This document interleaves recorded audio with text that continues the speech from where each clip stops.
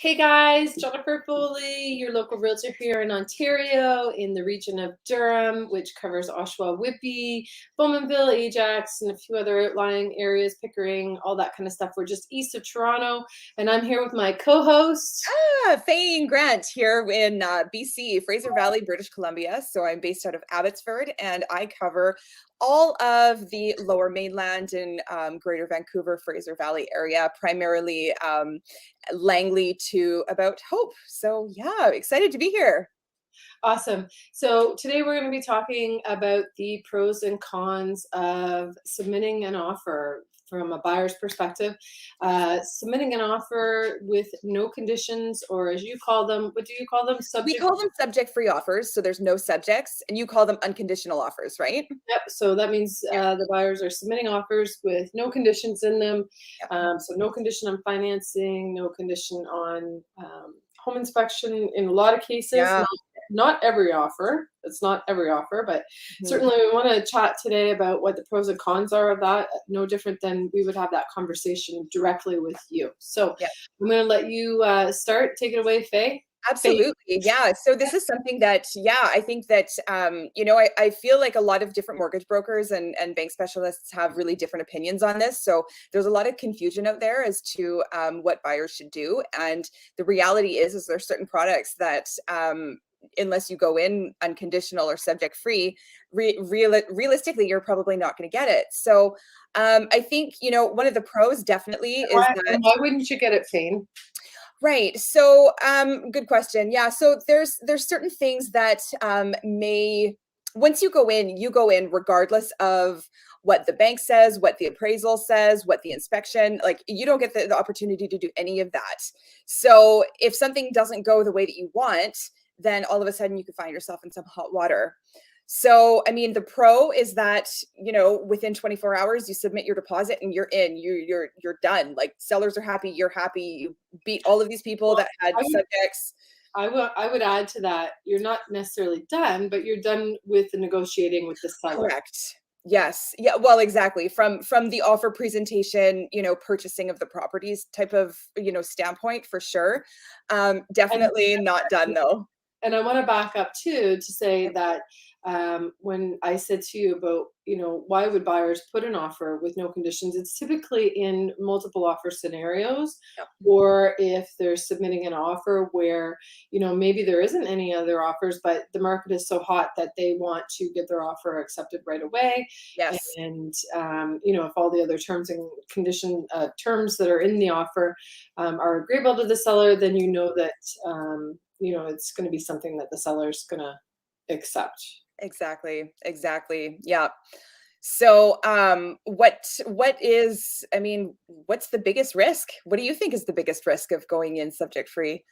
Yeah, well, I think the biggest risk is you don't get the financing, Mhm. or there is something wrong with the house that if you have had a home inspection, Mhm. certainly, as realtors, we do our best to find out if there's any disclosure, but there may be things that a homeowner doesn't know about a home Yeah. that certainly a home inspection would bring light to. Yep. Most home sellers don't look up into their attic on a regular basis. Yep. They're not inspecting their foundations. They're not, the key components, right? They're not aware of the inner components, and nor should they be. Those are not most people's areas of expertise. Totally. Yeah. Um, unless you have that type of background that that's your Right. field work.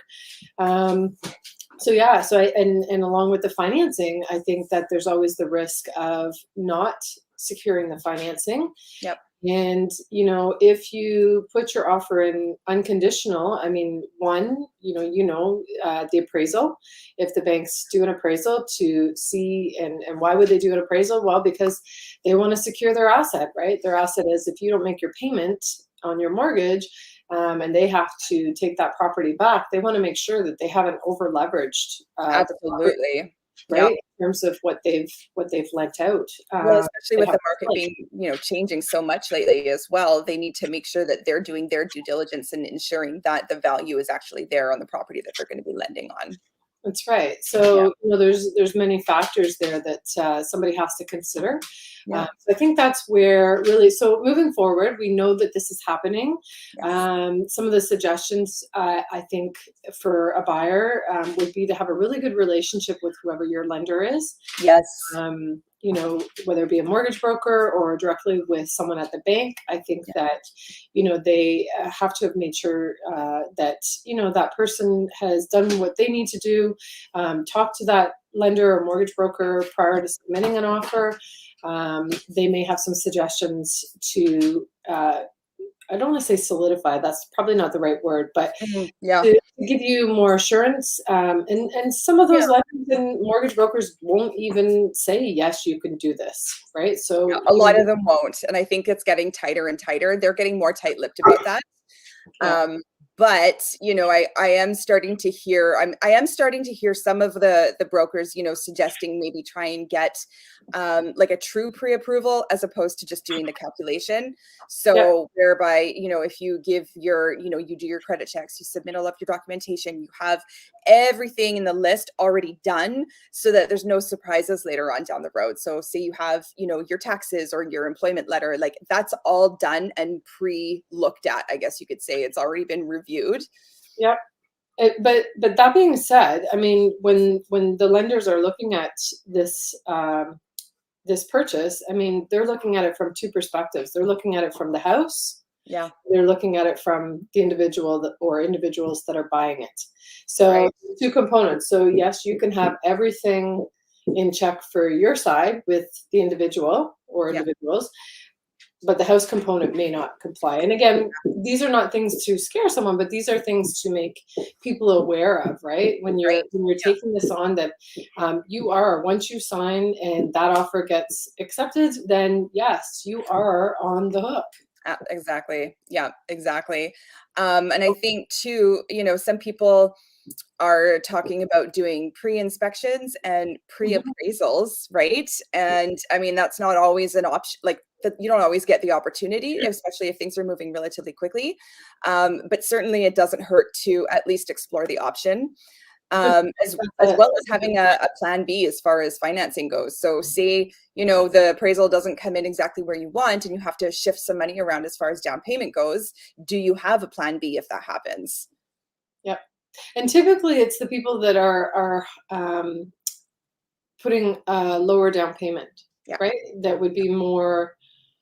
That's my understanding. And again, we're not Yeah. mortgage people, Yeah. but that would be something, a conversation you'd want to have with your lender. Like, what happens Absolutely. if it doesn't come in where it needs to be, right? Exactly. And again, circling back to the home inspections Yeah. and that's just it, again, is something you're going to have to deal with after the fact, right? If something Exactly. comes Yep. up. So, anyhow, if, can you think of anything else? One thing I would just add as well is that if you can, pre-read any of the strata documentation. So if you're purchasing a multifamily or, in a strata corporation, review the documents beforehand. That's certainly something that you can do. I don't And know what that is. Tell me what that is. I don't know what a strata document is. We don't use that. okay, so it's like a condominium. It's same idea, right? So Okay. typically when there's, multiple Yep. families, like a townhouse, for example, or a condo. So a uh, status certificate is what we have here, which Right, same for idea. Yeah. So usually there's 2 years worth of meeting minutes that we wanna look at. We wanna look at financials.